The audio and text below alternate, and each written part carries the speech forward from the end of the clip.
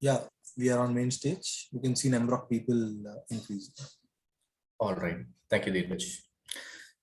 Okay, I think we are good to start. But we have about 67. We are counting a lot more. Okay. All right. Very warm welcome and a very good afternoon to each and every participant who has joined this session. And I'm sure you'll be expecting a lot of deep technology discussions into this. Yes, we are here to talk about the artificial intelligence for India, certainly beyond boundaries. And I'm sure the takeaways are going to be enormous, talking about a lot of solutions and what is the futurist thought about AI and how is the adoption and how we have been the data enabler, and very especially on the jobs and careers ahead in the AI space. And of course, we have brought in all the best of the industry speakers and people who had been deep into AI is here on stage with you to talk about this topic. And to spark up and have a great conversation, I would like to invite Mr. Sriram Subramanian, the founder, CEO of Pavo Innovations. And he's been a techopreneur with about 17 plus years of experience. And he's a digital strategist himself. And he's a transformational leader in all the emerging technologies like extended reality, AI, mobility, and machine learning.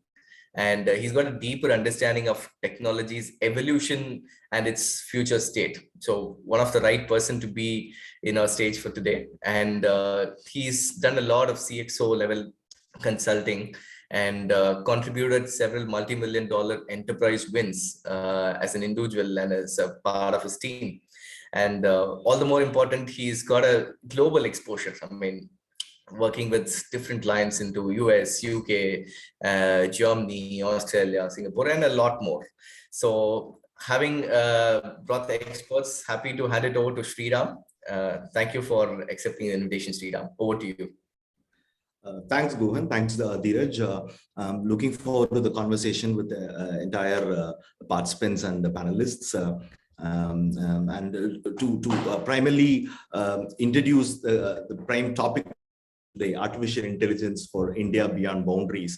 It's going to be an amazing conversation of how AI is an enabler for the industry, how India can leverage this opportunity for this entire decade, and going forward, what would be the talent requirements and how India can win with AI as an enabler. So to converse on this, we have our panelist, Mr. Manivannan, who is the founder and CEO of Desicrew.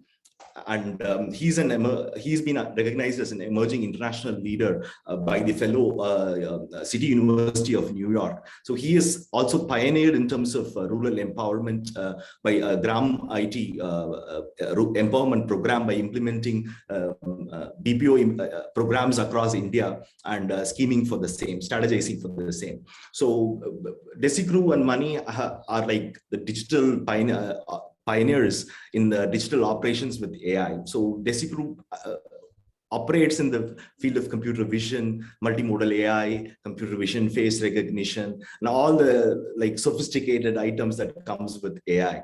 And they are with a large team of 1,000+ members, they are kind of pioneering the digital operations with AI. So I welcome Mr. Mani to be able to share his ideas and vision and probably have trigger conversations around this through his viewpoint to discuss the aspect of artificial intelligence for India beyond boundaries. Thank you. Thank you, Sriram. And thanks, Gohan, for having me here. I'm looking forward for an exciting afternoon to be able to share our own journey as well as pose some of the questions which we are facing as a country now. Yeah. So given the context of our topic today, right? So we all understand that AI is intended to mimic cognitive intelligence of humans, right? And Gartner says that the hype of AI, right? We've been hearing AI is everything, AI is going to change the world and all of that. That hype cycle is over, and AI is really going to show its impact on how it's going to change the world, how it's going to impact people. How can India leverage this opportunity of adopting AI, being an AI enabler, and what would be the items that will bring about this impact of digital India, and AI being a mainstream, one of the key tenets in digital India also, in enabling the Bharat story with AI. Yeah, Sriram, the way we should look at the AI in the Indian context, right? One, we should be very happy that India is in the space where we are today. And as far as India is concerned, I see AI as more a problem solver rather than mere wealth creator, like typical innovations which come in the market, including technology.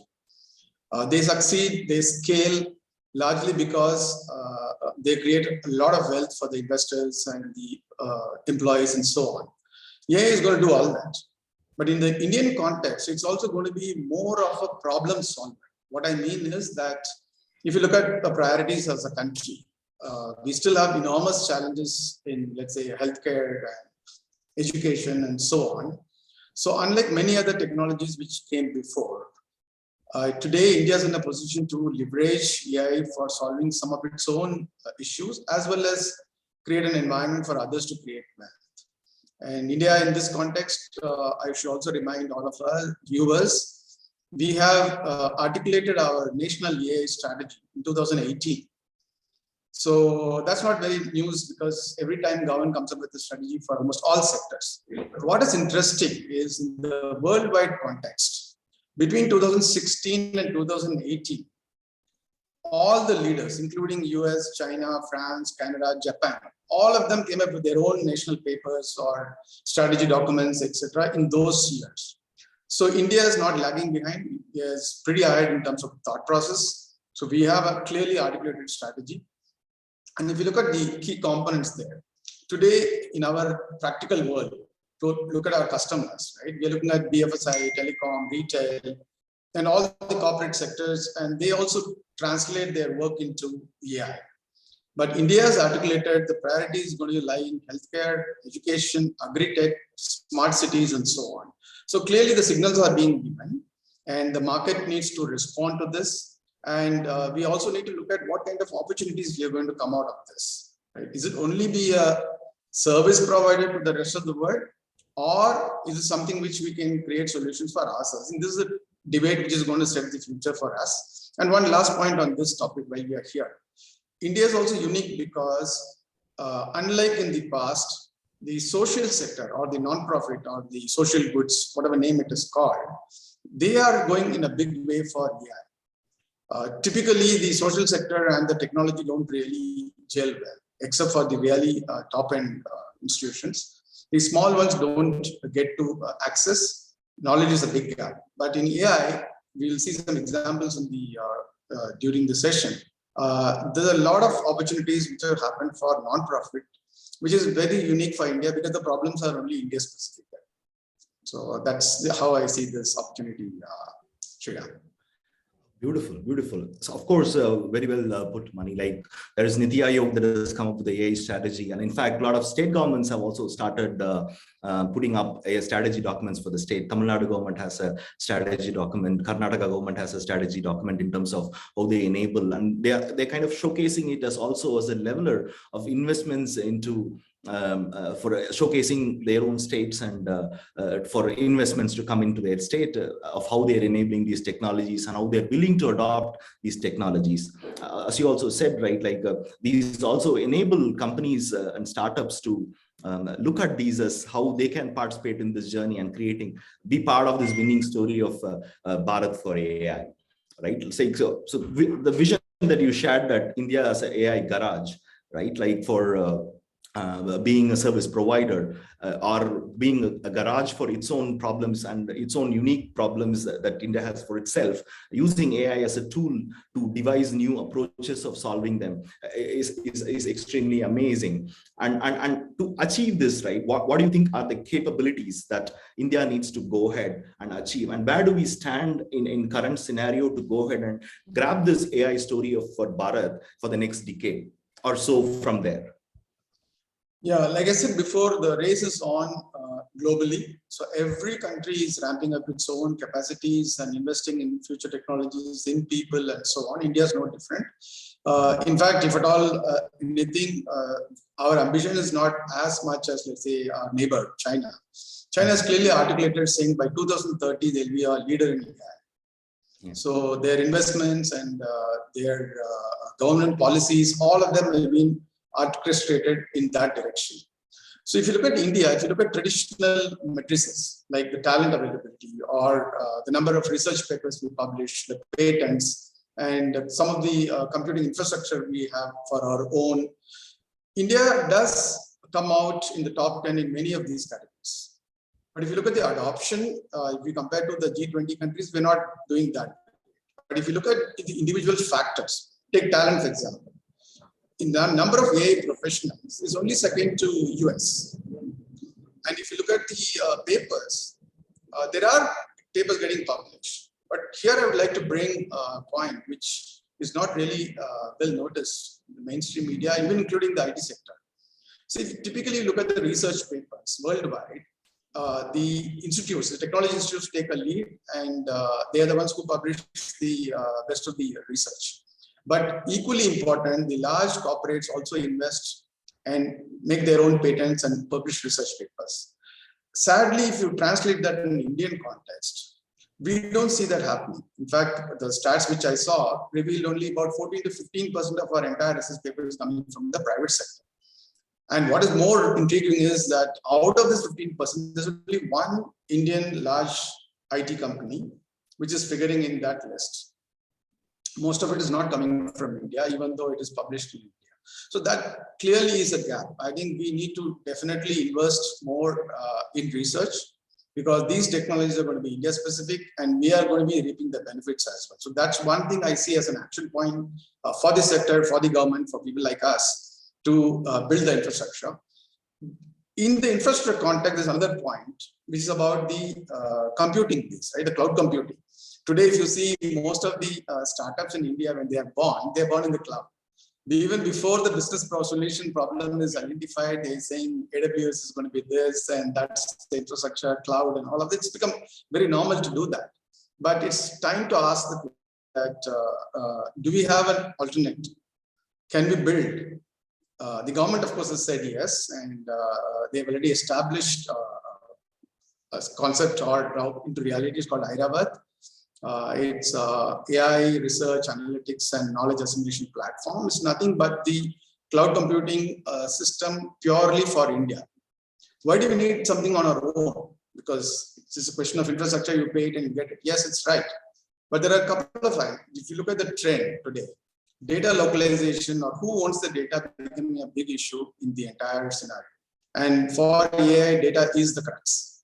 So from a governance point of view, every country wants to safeguard the data. So therefore, you can't have something, infrastructure which is outside your country. But more importantly, this infrastructure is also not available elsewhere for ready-made. It's not like supercomputers which we can just hire for computing power. We need systems, we need computing power, which, for example, would have to do parallel computations for linear algebraic equations. So these are not something which is readily available. So if everybody is building, why can't we build on our own? So that's the thought process. So this is an important element, because this is going to yield research. See, imagine a researcher trying to model a large volume of data. And if you don't have the computing power backup given to him or her, we're not going to get high quality research coming out of it. So that's another area which I think as a country, we have to make progress. Government has taken the first step. I'm sure the leaders and the private sector would step in very soon in this as well. But the larger question is, how are we going to see this from Indian perspective? Are we still going to say that we are the talent supplier to the rest of the world? Which means a corporation outside India, a startup in US, will utilize Indian talent, will probably invest in Bangalore, but create products and services for their own market. Because this is a traditional story of our IT, BPM sector for a large while. Even e-commerce, when it came, we were actually doing a lot of work outside the country than for India. But today, do we look at it as a continuum of that strategy, or can we create something for Indian consumption, Indian markets, Indian problems, Indian solutions? I think this question, if that is addressed as a country, we'll see different results in AI.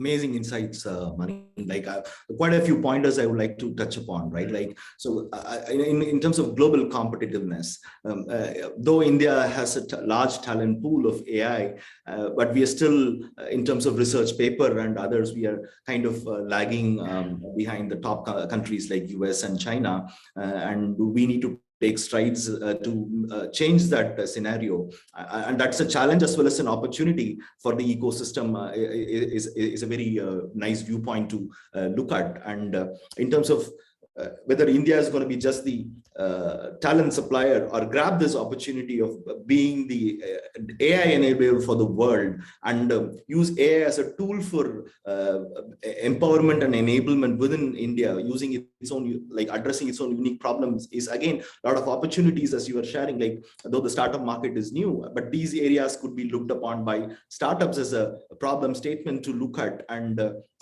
address them and become a leveler, create level playing field in a very unique way, and kind of create an impact in the whole story of how AI can change the scenario for that. So, but having this context, right? Like, so one is capability, infrastructure that is required, and it's good to know that India as a country is starting to contribute in terms of setting up infrastructure. And of course, there is a lot to be done by the private players, large corporates, and all of that, which are just getting started. So the entire AI story, though, has been there for 20 years before, but it's kind of open for everybody in the last few years, right? Because it's become open source, and some of the barriers to enter into AI has kind of come down for people to easily explore AI as an opportunity to address a challenge and create a business, startup idea, or create some kind of an social impact, as you are saying. So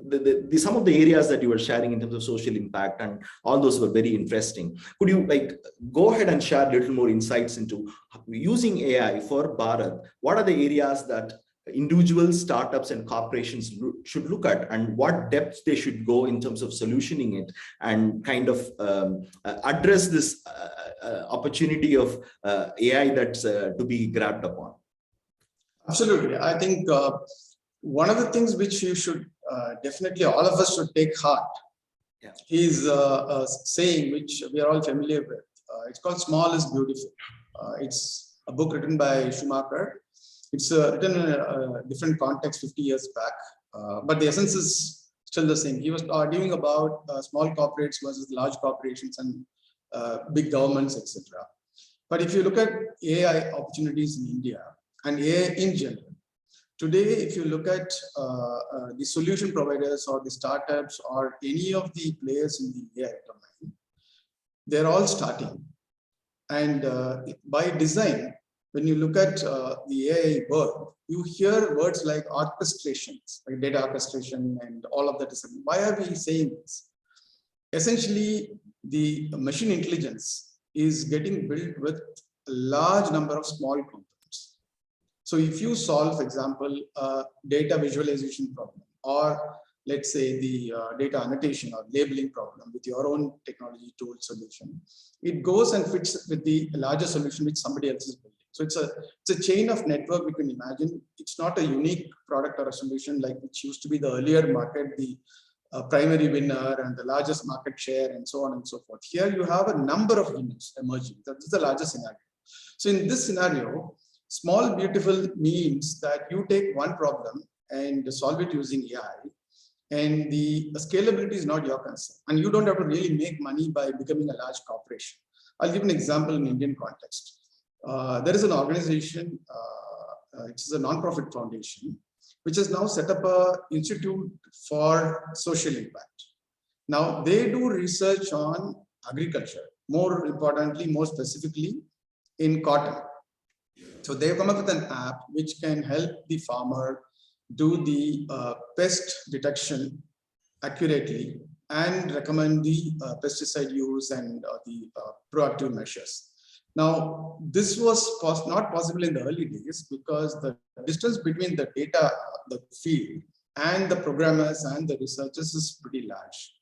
Now, AI has helped us to bridge this gap by getting into the mobile phone which is being carried by the farmer. So all he needs to do is to take a picture And then you have a backend algorithm which runs the model, compares it to the otherwise available libraries, produces the timely accuracy, because the time between the detection and, let's say, spraying of pesticide is not months. He needs maybe a couple of hours or days. So AI has made this possible. And why is this important? Because if you look at cotton, 40–50% of our pesticide consumption goes into cotton, right?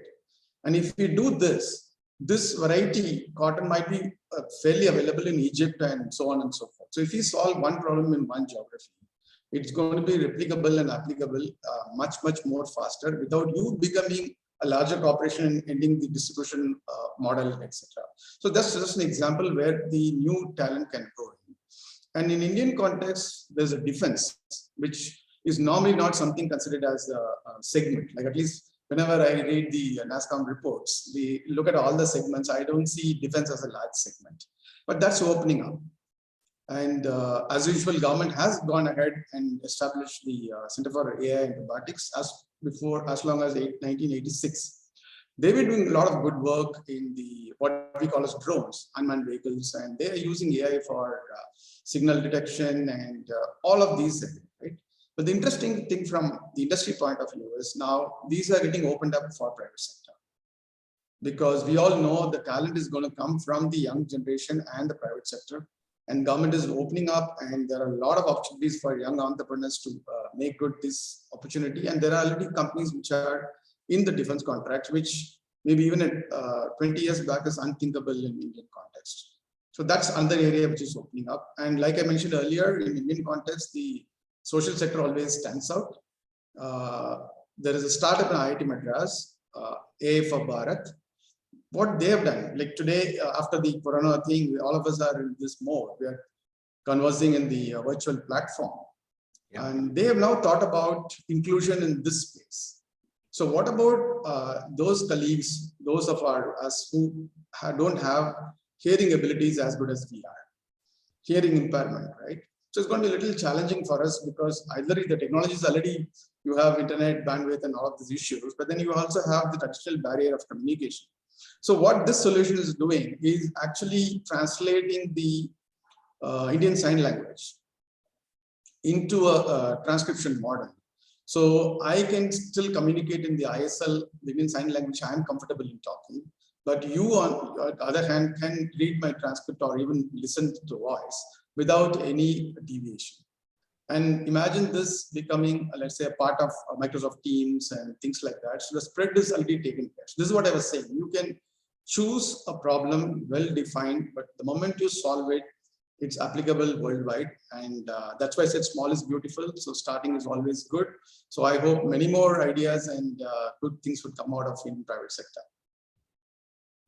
That's very interesting to know, Mani. Given, like, so typically when these such technologies are looked upon, we look at corporations like manufacturing. What can we do for manufacturing? What is the solutions that could be done at a large-scale enterprise level? That's the kind of usual thought process. So your insights into how it could impact an individual agricultural farmer would be able to plan his who is starved of insights, right? In terms of how he manages his own facilities is a very raw approach. Rather, he is now given data-driven insights to look at how he can plan his pesticide management, or the investments that he needs to do to buy pesticides, or rather even entirely avoid that cost of pesticides. So these unique use cases that you had shared looks like can make a huge impact in terms of the common man of Bharat. And of course, this is all these areas in terms of the social good and that you are sharing also is very intriguing, because the whole site of AI, when we look at for the entire globe, right? When we talk about AI, the first thing that comes into mind is large corporations like Google, Microsoft, who played in a very different level playing field, and the problem statement that they address are at a very different aspect. But for India to start, as you rightly said, we need to start looking at unique use cases like that and leverage those opportunities and create, we can create more opportunities in terms of impactful use cases interfaces with common man like agriculture in terms of managing their storage or distribution, or how matchmaking of marketplaces can be done, and all those aspects looks very promising. And also there are some good ideas. Some of the startups or any young aspiring person who's participating in today's call might can look at and take it up. So for this context to be a true story, right?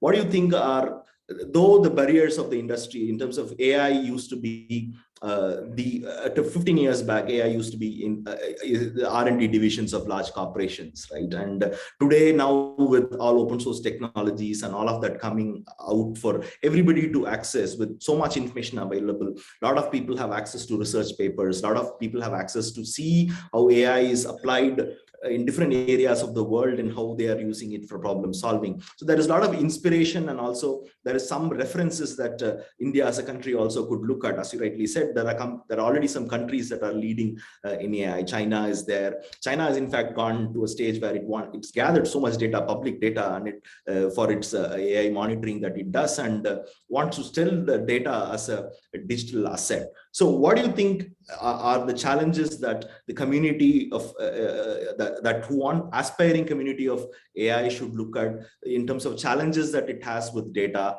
and how to create the AI story, right? The data part always need to be filled in. We all call data is the oil, right? And but how much fuel it could give, how much fuel we have, how much accessibility we have, and what are the challenges you think the startups, individuals, and corporations need to look at in terms of data as a challenge, or how they make the AI story happen with the data aspect? Yes, like you rightly said, data is obviously the foundation of the AI story, right? It's the foundation on which the entire edifice is getting built. And if you look at India's story in general in the past, like for example, when we first embarked on the digitization journey, so there's a huge inconsistency in terms of legacy data, the way papers are used, the storage, and it was a lot of challenge for the industry to actually get into a digital version of something which can be then worked upon, right? But fortunately for the AI part, it's not that difficult. What I mean today, if you look at data as an enabler or a constraint, this is the same situation for any AI ML problem. If you look at any of the machine intelligence solution which people are trying, whether it is large corporation or a small startup, right? The key is how do we use the data to enrich the model? So no longer the premium is on the code part. I mean, that's why we have so much of low code, no code models and so on and so forth.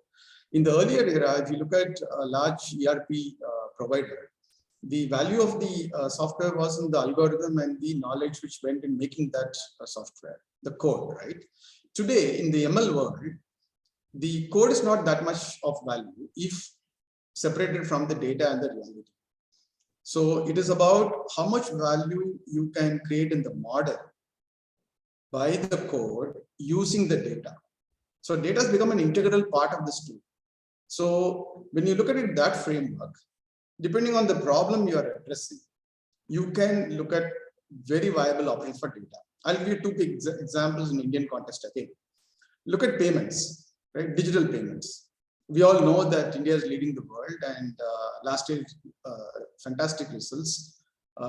We are leading the US by a factor of almost 20. We are at 25 billion transactions for last year, and US at 1 billion. Now, I can't see any parameter like that when I compare to US as far as India is concerned. So that's a good sign.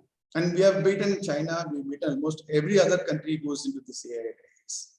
Now, what does it mean from a data perspective? Now, this data is not last 50 years data. Yeah. This data is now, here and now, right? And fairly accurate, electronic, you have meta tags and all of this curated. Now, if we are able to orchestrate these data and come up with solutions, either on payment behavior or new solutions and all of that, so we're going to lead the India world in terms of the data. So which has never happened for us. So it's not that I don't have data. Another example, if I don't have the data, does it mean that I can't solve the problem? The answer is no. I'll give an example from a language, NLP. If you look at India, we've been also trying to create a lot of NLP models for our own languages. And of course, the West is pretty ahead in this race. If you look at the European languages and English, you have wealth of data available, curated data sets and models, ASR models, predictions, series, and all of that, right? Now, of course, we are now starting to dream whether series can happen in Maithili and Manipuri and so on and so forth. But the important thing is 90% of the entire world languages are in the same boat.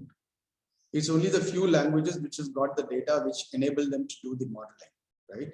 Even in India, except for maybe Hindi, Tamil, Bengali, not all the other languages are in the same domain.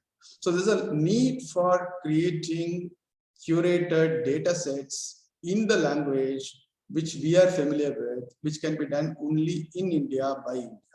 I can't rely on Google to create my Manipuri data set. So if there is no data, we can create data.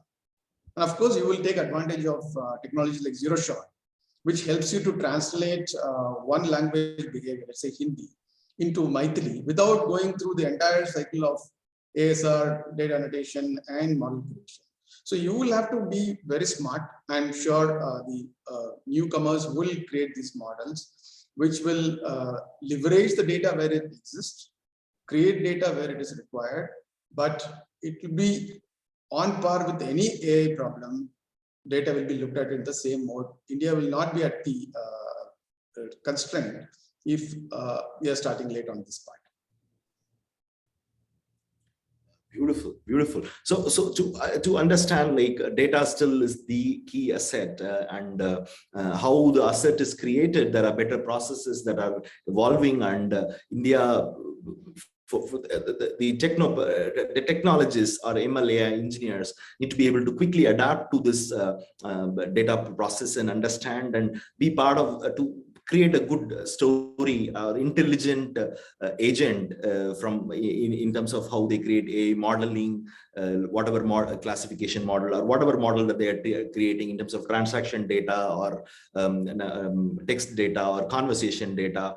They should be able to create a sophisticated data asset and have a very good understanding of quality of data asset and how they're going to leverage that quality of asset against the model intelligence that they want to create. So this sophisticated insights that you shared in terms of what are the key aspects that the new evolution of AI that's coming in, how the AI engineers need to look at. I think quite a few youngsters are also part of this call, and I think that insight would have been really useful to them.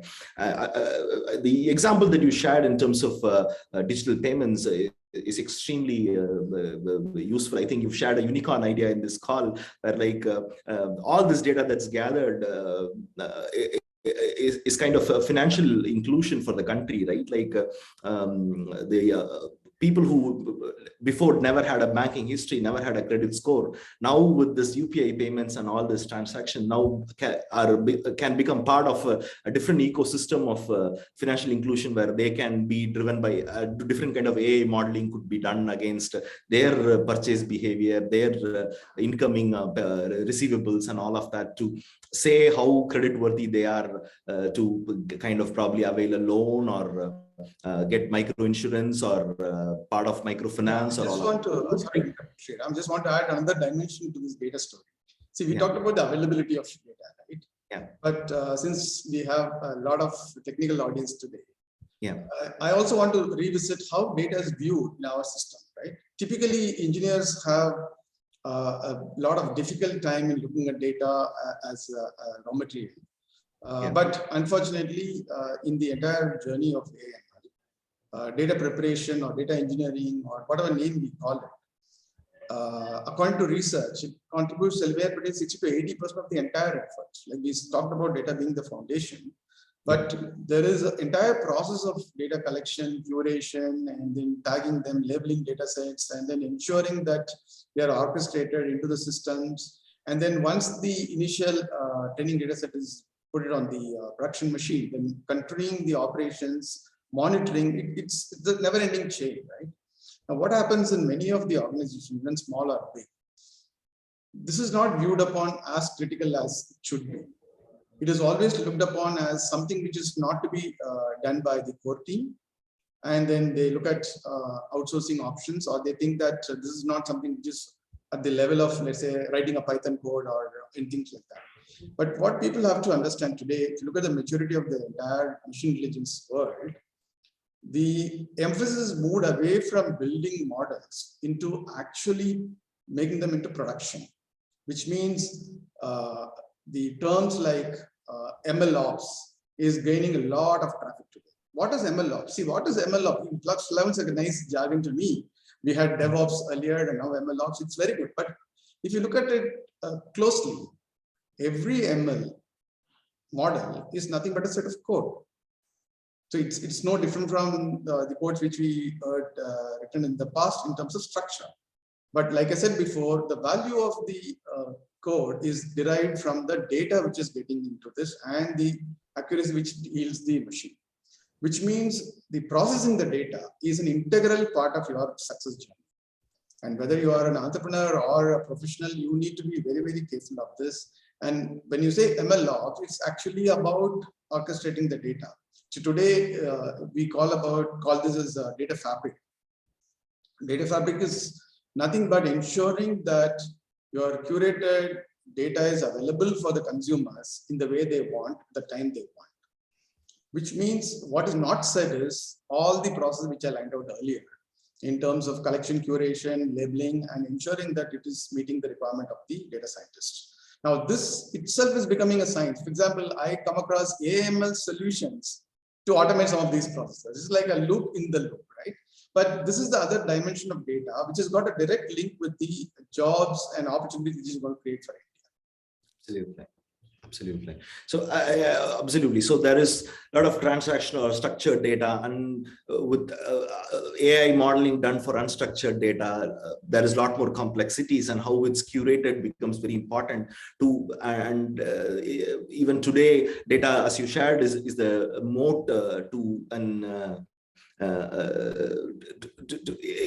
there's data moats that the companies kind of have, and everybody should to create an intelligent opportunity. I think data moats will still be a key aspect, and how the approach to taken into processing of this unstructured data in terms of data aggregation, data curation, data validation, and annotation and labeling for supervised learning, or in fact, like as you shared, AI for AI, unsupervised models to kind of support the supervised learning. All this is kind of amazing to see, and that these techniques and technologies are ever evolving, and the young talent needs to look an opportunity to look at these areas where they can look at. So there are so many areas and streams in terms of technical aspects that individuals, engineers, and companies can look at specializing and kind of grab that opportunity to contribute in the AI story. Let it be taken full-fledged idea and take it as an entire solution story, or let it be part of contributing the engineering story of it, or the data story of it,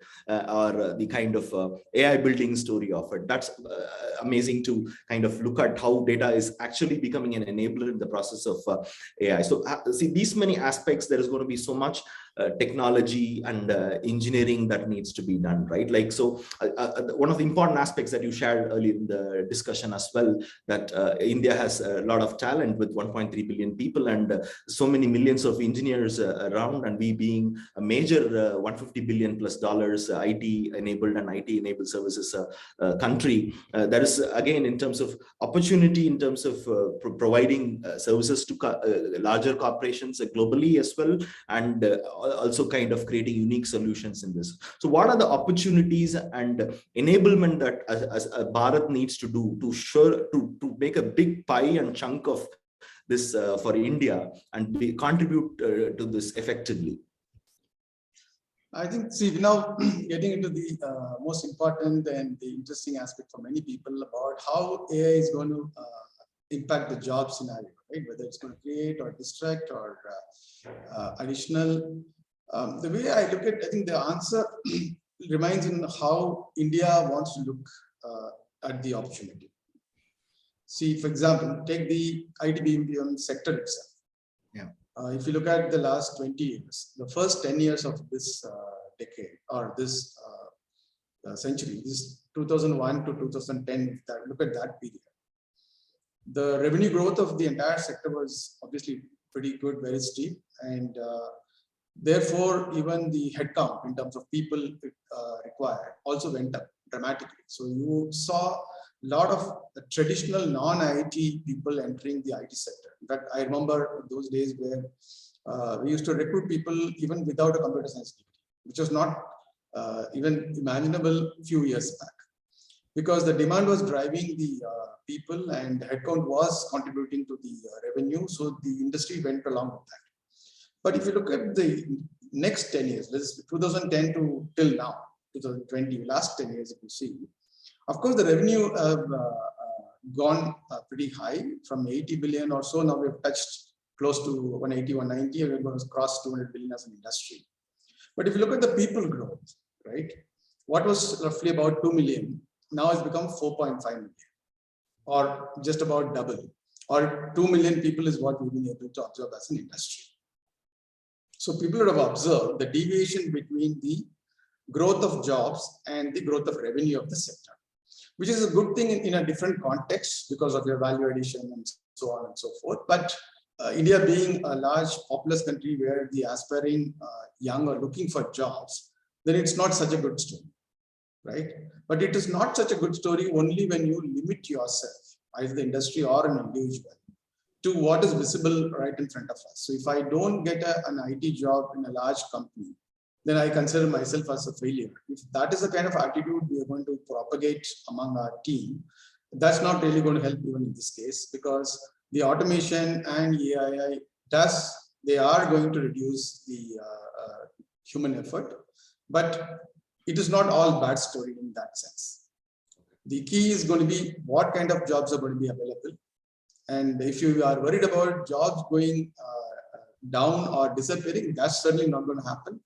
If you are close to 5 million people today getting employed in the IT BPM sector, in the next 10 years, you can easily add that many numbers. So you can easily go to 10 million people, right? The challenge is not that. The challenge I think all of us are facing today, and also with respect to geography, is what kind of jobs are going to get generated and how do I get it, right? So one thing is very clear, the talent diversity is now coming into the shape. So we don't have to really worry about the large cities or assimilation of people into the large cities and the attendant problems in terms of their attrition, housing, and so on and so forth. Now, with the democratization of skills, anyone can learn anything. And there are enough hungry souls in the industry, in the country, who can grab these opportunities, and they will create the supply chain. So the supply chain is not a worry for the industry. Earlier, the onus was on the employer. See, if I were a corporate, I need to ensure that all my people have learned Y software package or X language, because I'm answerable to my customers. But in the last few years, you've seen the learning onus has gone back to the people. So it is true even for a small organization like us. When we say that the responsibility of learning is shifted to the individual, the employer can be an enabler, but if you don't learn, you're not going to be in the next project. And if you are not going to learn the new technologies, then you're not going to even find a job in the job market, even though you might be 5 years, 10 years, 15 years experience, and you are a very good professional. So it's not about the remark on your capability of the past, it's about the future. And anyone who's going to be resilient and show the flexibility and adaptability is going to gain. Just to give an example in our own evolution, 10 years back when we first heard of ERP systems, and that needs to be done, executed from villages in Tamil Nadu and Karnataka, there were a lot of questions and apprehensions saying that would people be able to grasp these subjects? Will they be able to converse in English? Will they be able to have an uninterrupted work environment and so on and so forth? Our model has clearly shown the talent which is there, irrespective of their geography, can do all of this. So today we have a set of customers, both India and abroad, getting served from the people who joined us 10 years back from their villages. Now, all we need to do is to replicate this story in a larger environment, and that's already happening. I don't see any individual effort in this. It's happening largely due to your work from home advantage. But more importantly, if people realize that the opportunities are not going to come only in terms of programming skills. We talked about data, right? If 50-60% of your effort is going to be on the data for the AML world, then how are we equipping ourselves? What kind of technologies we need to be familiar? What should I do? What are the skills which I can understand? And where are the opportunities? Which are the organizations which are working on these domains? So these are simple questions which people can find answers today easily in Google. And the more they equip themselves into these areas, then they will get assimilated into the larger growth. It may not be an IT BPM job. I think that's distinction is what is critical. These definitions are created by us for our own convenience after these processes evolved. The world has moved on. In fact, there's a debate about the role of IT and BPM and the boundary between it right now. And today I see even the technology world joining that domain. So you have a large variety of conglomerate people in the same domain. So the distinction is not going to be very clear, but that doesn't mean that the opportunities are going away. As long as we're able to pick the new skills, follow the trends, and India can only create more jobs, not less jobs. Beautiful. Beautiful. So there's a lot of insights that you have shared from your organization, where you're like putting across points of how to adopt and be changing with the ecosystem to adopt AI. And this there is a need of resilience and an agility that needs to be a part of culture of companies that evolve with the change. And as you also clearly shared, how to do it in terms of there is accessible information in terms of how the learning process or skill building is already been democratized with a lot of YouTube videos, Coursera kind of Udemy, Coursera, and those kind of ecosystem where online courses are available. And in fact, we have a lot of our own Indian companies that actually are also delivering large scale online education programs in terms of how in a structured way also it could be built. And by the curiosity of individuals also, they'll be able to go learn these skill sets from the public domain of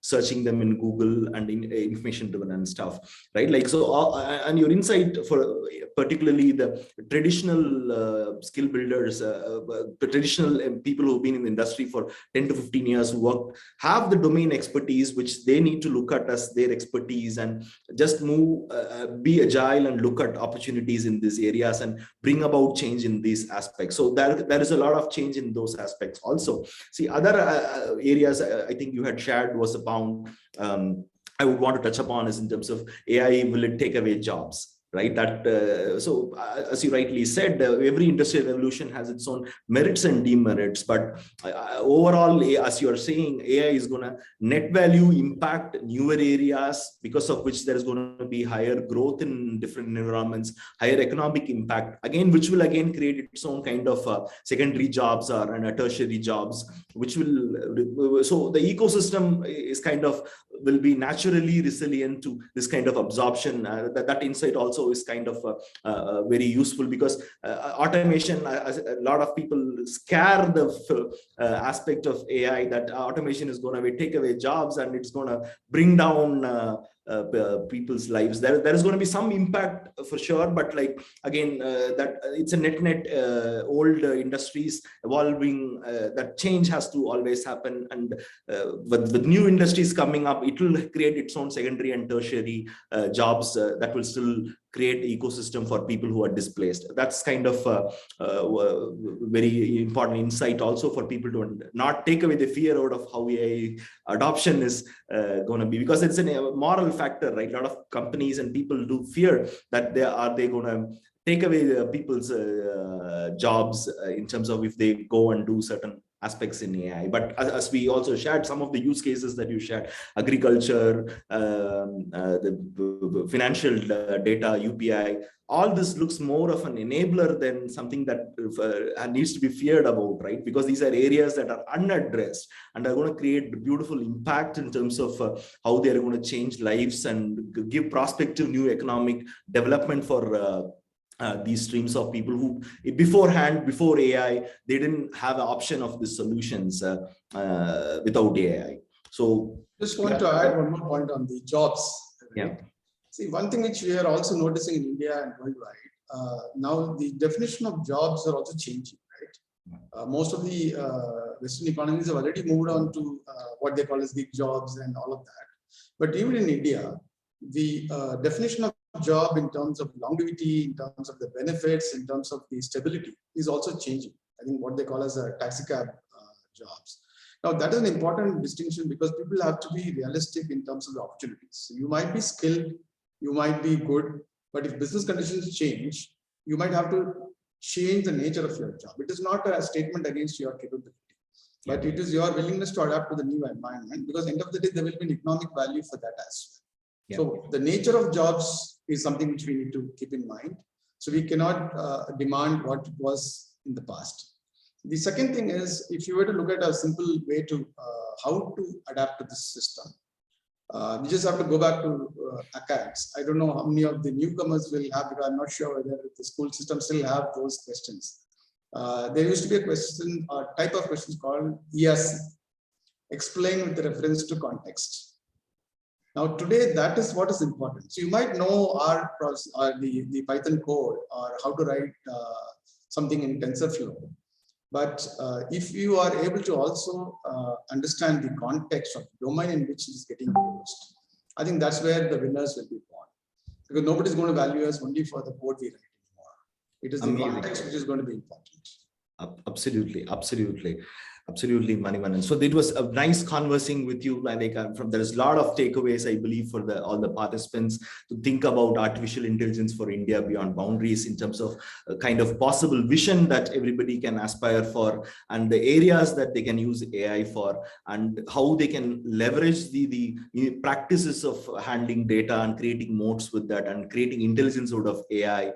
And finally, like how leverage the talent pool of India, right, which is the demographical advantage that we have to impact us in terms of the global market, as well as create solutions for Indian context. So it was absolutely an amazing conversation to share insights and converse with you, Manivan, on this. Hopefully we can open the floor for Q&A along with Guhan.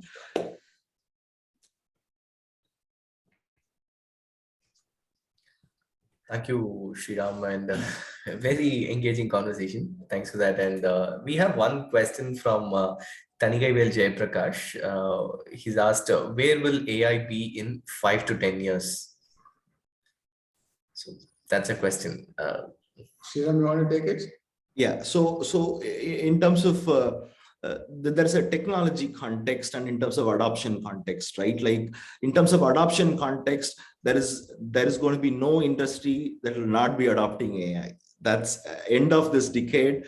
Every industry would have some significant contribution to their business impact adopting AI, right? Like, so there's one statistics that McKinsey shared end of 2020, which is like only 5% of large corporations have adopted AI, and there's so much to do in the AI space in that way. And in terms of AI per se, it's evolving.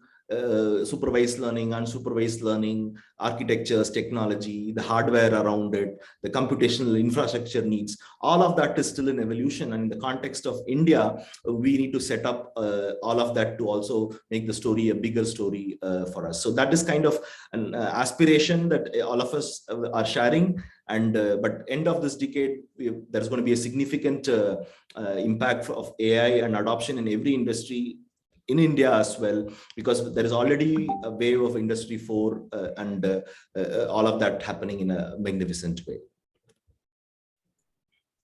Great. And I think we have got a few more questions, like how is AI beneficial in renewable energy sector?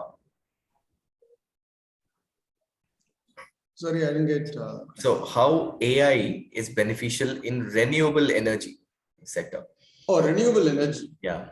See, I don't have a direct exposure to that sector, but whatever we observed from our environment, clearly wherever there are going to be sensors and the sensors which are going to generate data, then you would need the machine intelligence models to build to either prevent energy wastages or to create additional capacities. So solar is another example where you can already see people integrating their AI models for monitoring. So it is not like Sriram said, it's not going to be really sector-led opportunities. In fact, there's a famous saying by one of the authors that he says, I can predict the business model for the next 10,000 startups. What is it?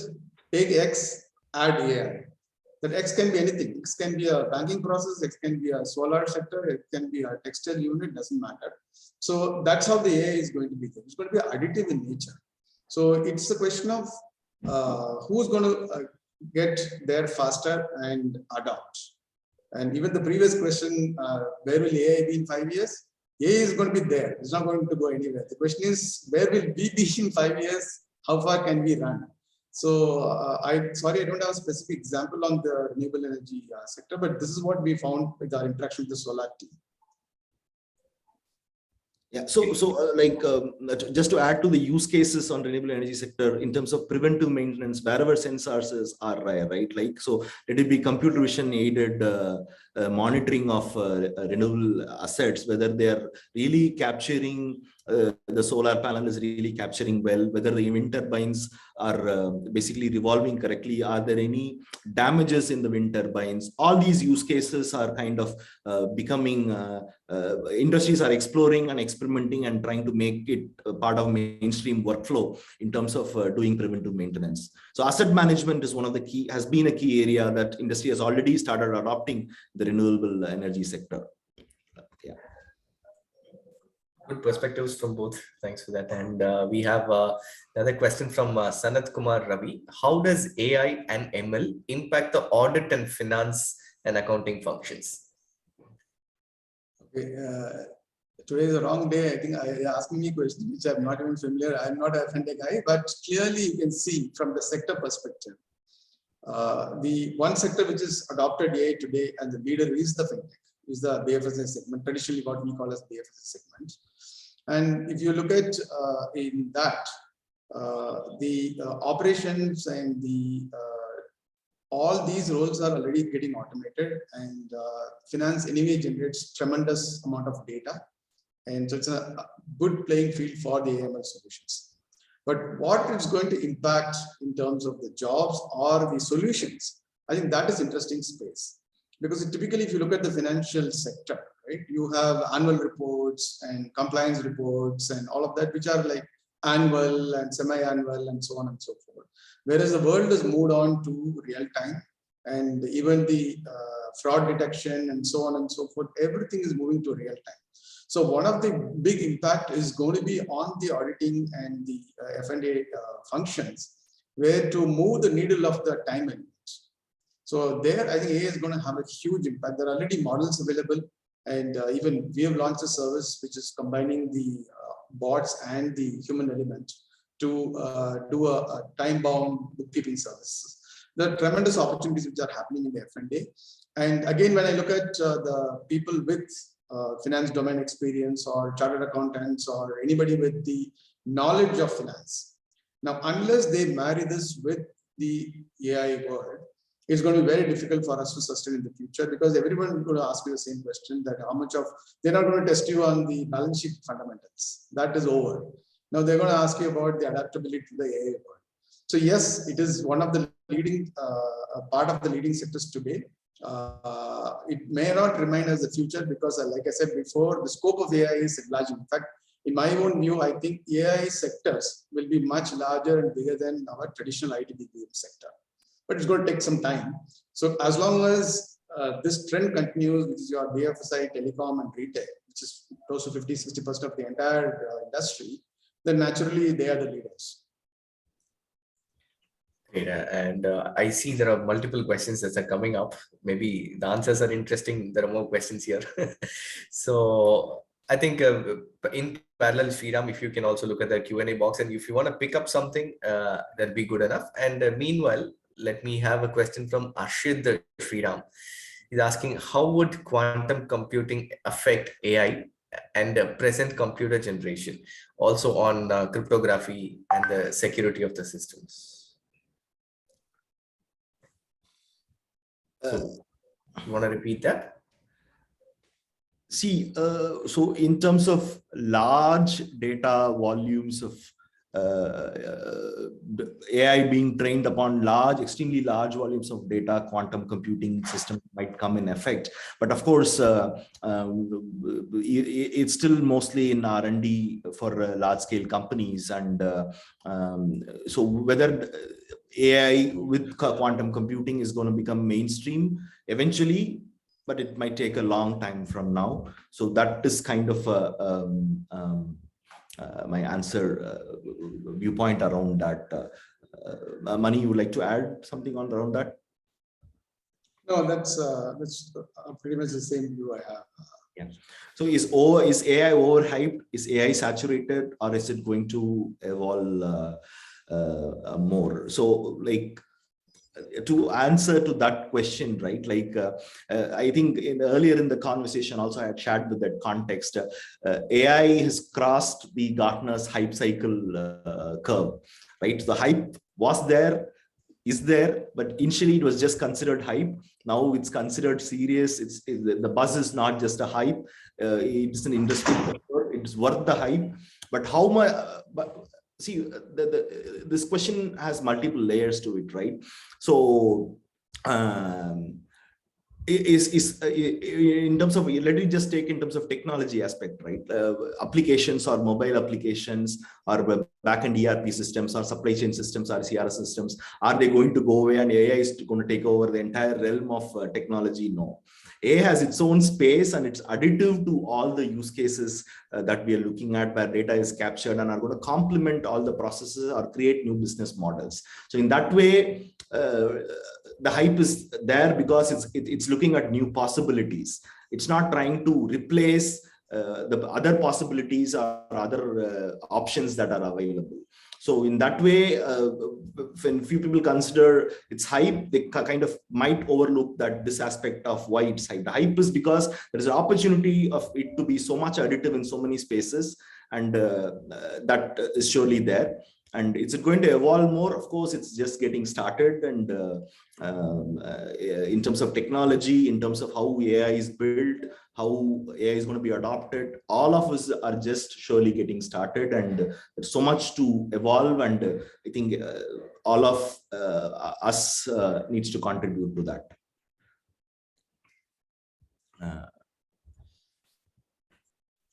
And yeah, that is maybe we are a little overshooting the time. So maybe one last question from Arun Kumar, is that expansion or growth in healthcare sector? Any inputs, please? Did you lose me or you heard it? No, I would like to pick up the one on the conversational AI, if that is all right. Sure. So someone is asking, what is the future of conversational AI? Right. So, see, even the previous question which Sriram was answering, the hype is there only if you read media reports. If you don't read the news media, then I think you will understand that we have not even scratched the surface, as they say. It is just the beginning. It is a beautiful coming together of multiple domains and technologies like never before. And languages, for example, has been not considered at the same level as banking in the past. AI is unifying all of that. And someone talked about the conversational AI. Again, we are now going to redefine this word conversational AI in the times to come. Today, probably what it means is a Siri or any of the speaking device. But the core of machine learning is going to be the communication between human beings and the machines, right? So you can call it any name, and it is nowhere near forget maturity. It is not even sufficing the purpose. You know, anybody who's used the Google Translate would know what I mean. And there's a huge scope. Like I said, how do you communicate to 500 million people who are not even in the cities and their context? The languages, the machines have to understand their context to be able to respond, whether it's banking, whether it's conventional work. But if you don't understand the context of the people who are not similar to the data set which you have, then you're going to be failing miserably. So there's a huge work to be done in the conversational AI. In fact, as long as machines and humans exist, this conversational AI is going to keep evolving. So it is no longer near hype or into the saturation domain.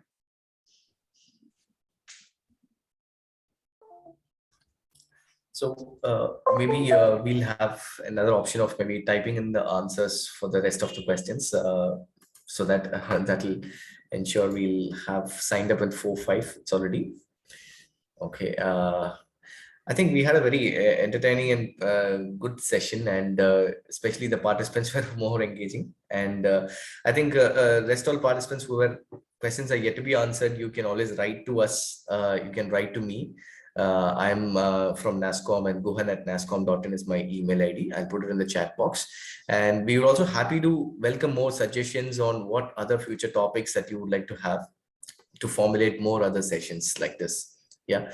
And otherwise, it was a great session by Sriram and Mani, and it was great wider thoughts that was covered.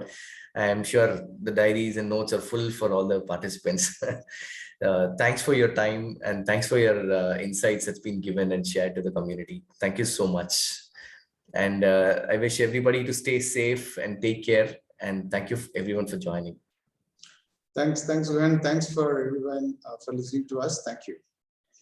Thanks, Guhan. Thanks, Dheeraj. Thanks, everybody. Nice having this conversation with you all.